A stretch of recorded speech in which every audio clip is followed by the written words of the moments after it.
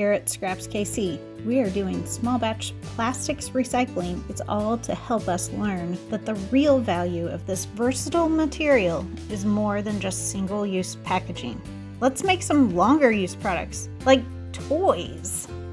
First, we have to prepare the plastic for recycling.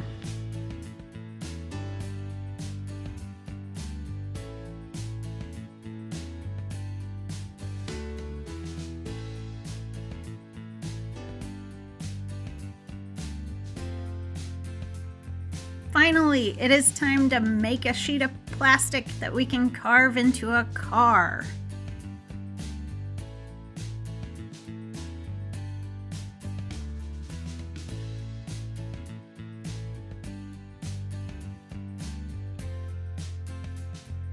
Stop by ScrapsKC to see the precious plastics recycling machines with your own eyes.